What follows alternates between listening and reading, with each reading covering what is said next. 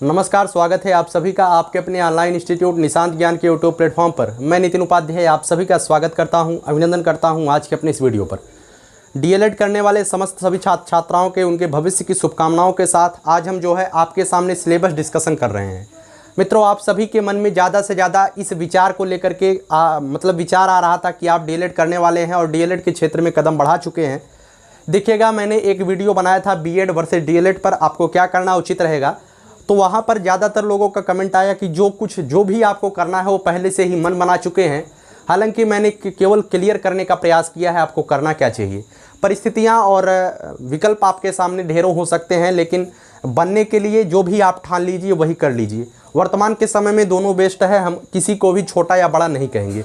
BEd करने पे ज़्यादा मौकाएँ आपको मिलेंगी, डीएलएड करेंगे तो आप केवल टीचर ही बनेंगे, ये भी निश्चित है। बीएड को प्राथमिक में रखा जाएगा या नहीं रखा जाएगा, अगर इस सेंस में आप लेंगे तो डीएलएड आपके लिए बेस्ट रहेगा। आंख बंद करके आप डीएलएड करिएगा अगर आपका सब्जेक्ट कॉम्बिनेशन नहीं बन रहा है। आइए चलिए आज हम बात करते हैं आपके डीएलएड में। आप सभी लोग जानते हैं डीएलएड 2 वर्षीय कोर्स होता है और इसमें जो है 4 सेमेस्टर होते हैं। 6 महीने का सेमेस्टर लगाया जाता है। प्रथम 5 महीने आपको किताबी अध्ययन कराया जाता है। अंतिम के 1 महीने आपका जो है टीचिंग लगाया जाता है। टीचिंग का मतलब होता है पढ़ाने के लिए आपकी जो है प्रशिक्षण लगाया जाता है आपके निकट के प्राइमरी विद्यालय में। उसी प्राइमरी विद्यालय में 3 सेमेस्टर तक आपको प्राइमरी विद्यालय में टीचिंग करना पड़ता है। चतुर्थ सेमेस्टर में आपको जूनियर विद्यालय में टीचिंग करना पड़ता है। आइए चलिए सभी सेमेस्टर प्रथम सेमेस्टर के विषय पर हम बात कर लेते हैं। सबसे पहले हम आपका एक भ्रम दूर करना चाहेंगे। आप इसमें जो आंसर राइटिंग करेंगे वो बिल्कुल हिंदी में करेंगे। आपको इसमें हिंदी में ही आंसर राइटिंग करनी है, इंग्लिश में नहीं करनी है, ठीक है। हिंदी में ही केवल आंसर राइटिंग होती है। अब आप इस बात को मत पूछिएगा कि भैया हम इंग्लिश में क्यों नहीं लिख पाएंगे, क्योंकि यह उत्तर प्रदेश का एक प्रशिक्षण कार्यक्रम है। उत्तर प्रदेश की जो राजकीय भाषा है वो हिंदी है, ठीक है। उत्तर प्रदेश की राजकीय भाषा क्या है? हिंदी है, और हिंदी में ही आपको यह प्रशिक्षण पूरा करना पड़ेगा। हालांकि इसमें जो है द्वितीय सेमेस्टर से अंग्रेजी को ऐड किया जाता है। प्रथम सेमेस्टर में तो अंग्रेजी नहीं है, लेकिन द्वितीय सेमेस्टर में अंग्रेजी को ऐड किया जाता है। लेकिन द्वितीय सेमेस्टर में केवल अंग्रेजी विषय को ही आप अंग्रेजी में लिखेंगे, ना कि सभी सब्जेक्ट को आप अंग्रेजी में लिखेंगे, ठीक है। आइए चलिए सबसे पहले हम आपको बता देते हैं प्रथम सेमेस्टर का जो पूरा प्रोसेस होता है वो 5 महीने का आपका जो है पुस्तकीय अध्ययन कराया जाएगा, पुस्तकीय प्रशिक्षण कराया जाएगा, और इसमें जो है अंतिम के 1 महीने टीचिंग लगाई जाएगी आपके निकट के प्राइमरी विद्यालय में। तो मित्रों, इसका जो टोटल पूर्णांक होता है वो 525 नंबर का टोटल पूर्णांक होता है। कितने नंबर का होता है? 525 नंबर का पूर्णांक होता है।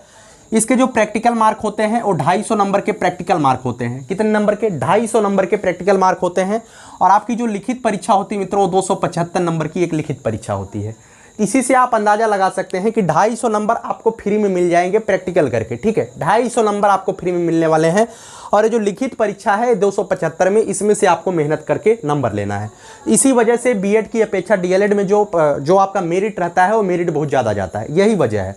बाकी बीएड का भी कभी मैं सिलेबस डिस्कशन करूंगा। बीएड में इस तरीके की सेवाएं नहीं है, जिस तरीके की सुविधाएं आपको यहाँ पे मिलेंगी कि 250 नंबर का केवल आपका प्रैक्टिकल रख दिया जाए, 275 आपका लिखित रख दिया जाए।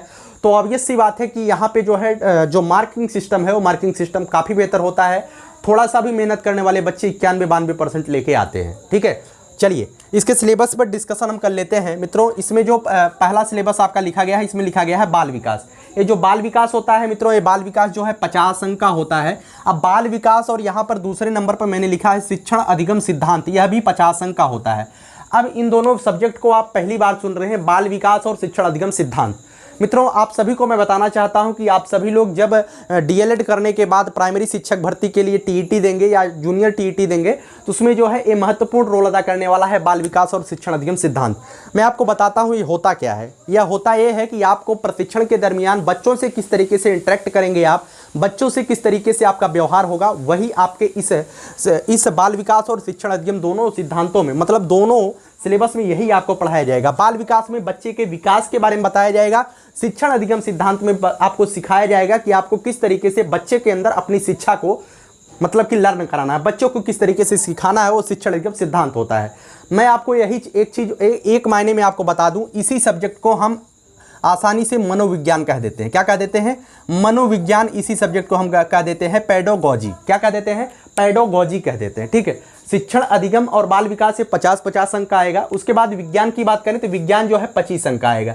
मित्रों ये जो विज्ञान आएगा 25 अंक का। अब इसमें जो है आप अगर बीएससी किए हुए हैं, आप ये बीए किए हुए हैं या बीएससी किए हुए हैं, इसमें कोई मतलब नहीं आप किस मतलब कि किस स्ट्रीम से हैं, चाहे आप कला वर्ग से हैं, चाहे विज्ञान वर्ग से हैं, चाहे आप कॉमर्स वर्ग से हैं, चाहे आप कृषि समुदाय से हैं, इससे कोई लेना देना नहीं है। आपको ये विज्ञान जरूर पढ़ना पड़ेगा और इस विज्ञान को आपको देना पड़ेगा। मैं आपको एक चीज़ क्लियर कर देना चाहूँगा कि इसमें जो है किसी भी स्ट्रीम का अलग अलग कोर्स नहीं होता है।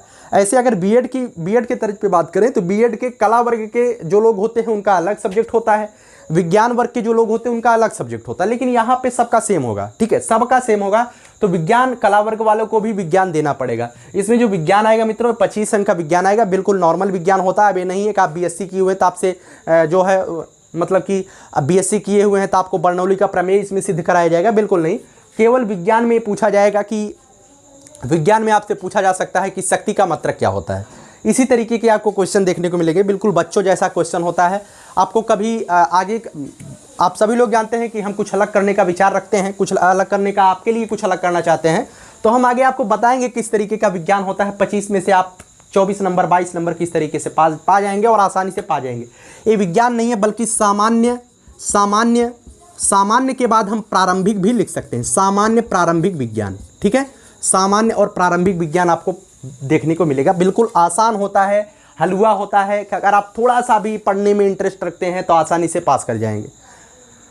उसके बाद बात करते हैं गणित। गणित मित्रों 25 अंक आएगा। कितने का है? 25 अंक। अब आप कला वर्ग से हैं, आपको गणित बिल्कुल भी नहीं आती है तो भी आपको यहाँ पे गणित पढ़ना पड़ेगा। ठीक है, क्यों पढ़ना पड़ेगा? क्योंकि जब आप कक्षा 5 तक के टीचर बनेंगे या कक्षा 8 तक के टीचर बनेंगे तो आप कोई विषय के अध्यापक नहीं बनते हैं। आपको किसी भी कक्षा में भेज दिया जाएगा कि आपको कोई सा भी सब्जेक्ट पढ़ाना पड़ सकता है, तो गणित के लिए भी आपको तैयार रहना पड़ेगा। 25 अंक का आएगा। इसमें गणित ऐसे पूछा जाता है 1/1/2 इसका मान क्या होगा, आपसे इसे गणित पूछा जाएगा। ठीक है, हो सकता है थोड़ा बहुत इससे आगे मतलब कि थोड़ा सा लेवल अप किया जा सकता है, नहीं तो क्वेश्चन ऐसे आएगा a/1/a का वैल्यू पूछा जाएगा, यक्स का प्रतिलोम पूछा जाएगा 20। बिल्कुल यही क्वेश्चन आपको सामान्य गणित में देखने को मिलेंगे। जो गणित है 25 अंक का, बिल्कुल ऐसे ही क्वेश्चन आएंगे और आप आसानी से इस चीज़ को कर ले जाएंगे। ठीक है, चाहे आप कला वर्ग से हैं, चाहे जिस वर्ग से हैं, आपने ज़िंदगी में कभी गणित नहीं पढ़ा है, लेकिन इस जब प्रशिक्षण के दरमियान हम आपसे इंटरेक्ट होंगे और जब मैं आपको बताऊँगा और जब आप अपने कॉलेज में प्रशिक्षण लेंगे तो उस समय आपको गणित बिल्कुल आसान लगेगा, कोई दिक्कत नहीं है। ठीक है, उसके बाद सामान्य अध्ययन की बात की जाए, सामान्य अध्ययन 50 अंक का आएगा। कितने अंक का? 50 अंक का। इस सामान्य अध्ययन में क्या होता है मित्रों? इस सामान्य अध्ययन में आपको जो है जो सामान्य अध्ययन, जैसे आपने कक्षा 9वीं 10वीं में सामाजिक विज्ञान एक पोर्शन पढ़ा होगा, आप अगर यूपी बोर्ड से होंगे तो जानते होंगे और सीबीएसई बोर्ड से होंगे तो एसएसटी उसे नाम दिया जाता है, एसएसटी, तो आपने उसे पढ़ा होगा। इसमें जो है भारत के महत्वपूर्ण जो आंदोलन हुए हैं उसके बारे में पूछा जाएगा, महत्वपूर्ण समाज सुधारक जो हुए उनके बारे में पूछा जाएगा, मतलब भारतीय इतिहास, नागरिक शास्त्र, भूगोल इत्यादि। जो सामान्य अध्ययन का मतलब होता है जो आपके नॉर्मल जानकारी होती है, नॉर्मल जानकारी आपको एक शिक्षक के तौर पे आनी चाहिए, उन चीज़ों को आपसे मांगा जाता है, ऐसा उम्मीद किया जाता है और आपका पढ़ाया भी जाता है। तो सामान्य ज्ञान 50 अंक आएगा। ठीक है, बिल्कुल ऐसे ही क्वेश्चन आएंगे जैसे पूछा जाएगा कि भारत के में प्रथम स्वतंत्रता संग्राम कब हुआ था, तो उसमें 4 ऑप्शन दिए रहेंगे तो आपको लगाना पड़ेगा। अब कुछ लोग पूछेंगे भैया केवल ऑप्शन वाले होते हैं? नहीं, इसमें जो प्रशिक्षण के दरमियान आपका जो परीक्षा होगा ये ऑप्शन मतलब कि कुछ बहुविकल्पी होंगे, कुछ अतिलघुत्तरी होंगे, 1-2 दीर्घोत्तरी भी होते हैं। ठीक है, तो इस बात को ध्यान रखिएगा। उसके बाद हिंदी की बात करें तो हिंदी जो है मित्रों 25 अंक आता है। कितने का आता है? 25 अंक की हिंदी आती है। इस चीज़ को ध्यान रखिएगा, 25 अंक की हिंदी आती है और हिंदी भी बिल्कुल नॉर्मल होती है, कोई दिक्कत नहीं है, आप कर ले जाएंगे। संस्कृत भी जो है 25 अंक का आता है। ठीक है, जैसे मैं आपको बता दूं, जैसे 25 अंक का संस्कृत आता है तो इसमें आपको 13 नंबर पा जाएंगे तो आप पास हो जाएंगे। ठीक है, आपको संस्कृत बिल्कुल नहीं आती है, आप 13 नंबर लायक कर ले जाएंगे तो आप पास हो जाएंगे। ठीक है, 12 से ज़्यादा आपको करना है, मतलब 50% से ऊपर आपको करना पड़ता है। ठीक है, तो संस्कृत भी 25 अंक का आएगा, बिल्कुल नॉर्मल होता है, बिल्कुल अच्छे तरीके से आपको कवर कराया जाएगा। आगे बात करते हैं कंप्यूटर की। कंप्यूटर भी आपको 25 अंक का रखा जाएगा, प्रथम सेमेस्टर में कंप्यूटर भी है। ठीक है, अब ये जो मैंने यहाँ तक जो सब्जेक्ट आपको बताया है ये लिखित परीक्षा होता है। कितना होता है? लिखित परीक्षा।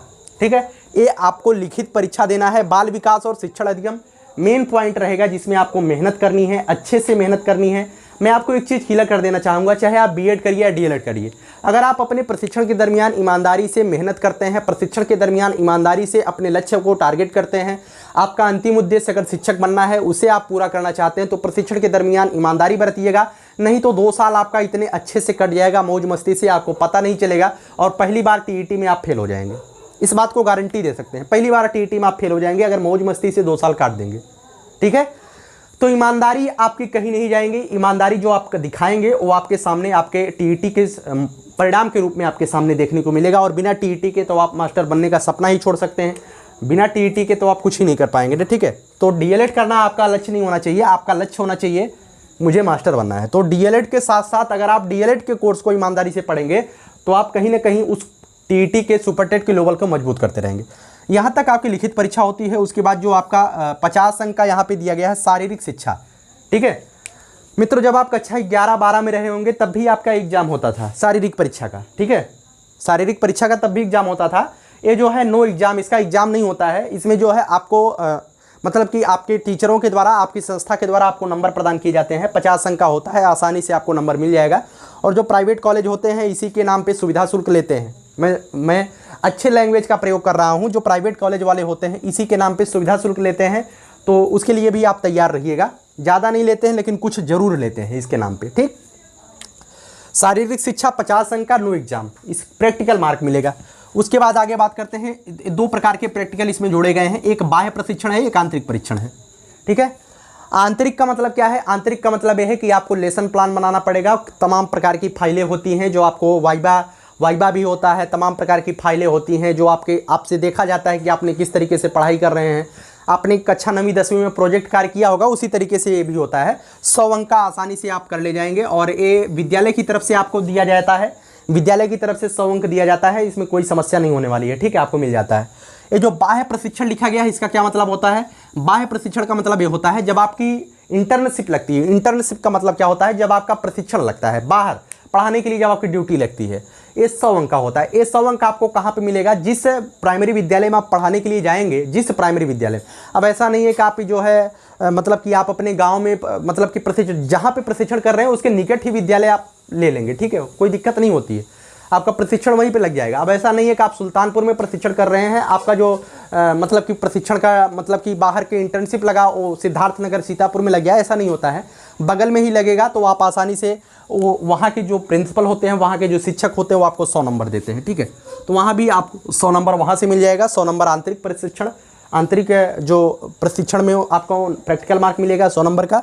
ये 50 नंबर नो एग्जाम, ठीक है।